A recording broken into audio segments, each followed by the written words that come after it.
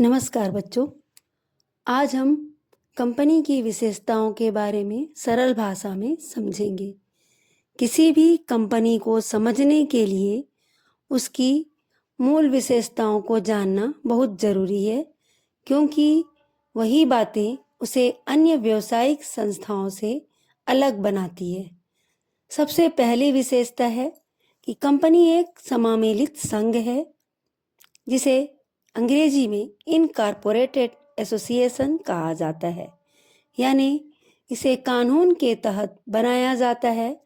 Company बनाने के लिए न्यूनतम सदस्यों की आवश्यकता होती है। जैसे ही कंपनी पंजीकृत हो जाती है, उसे स्वतंत्र कानूनी पहचान मिल जाती है। दूसरी विशेषता है कृत्रिम व्यक्ति। कंपनी एक आर्टिफिशियल पर्सन होती है। इसका मतलब यह है कि कंपनी का अपना एक अलग अस्तित्व होता है। यह बोल नहीं सकती, लेकिन अपने नाम से संपत्ति खरीद सकती है, अनुबंध कर सकती है और अपने कार्यों के लिए जिम्मेदार भी होती है। तीसरी महत्वपूर्ण विशेषता है पृथक कानूनी अस्तित्व। कंपनी अपने सदस्य से अलग मानी जाती है।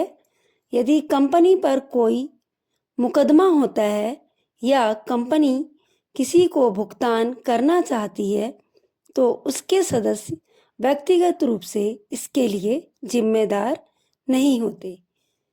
कानून के नज़र में कंपनी एक स्वतंत्र इकाई होती है। चौथी विशेषता है सीमित दायित्व।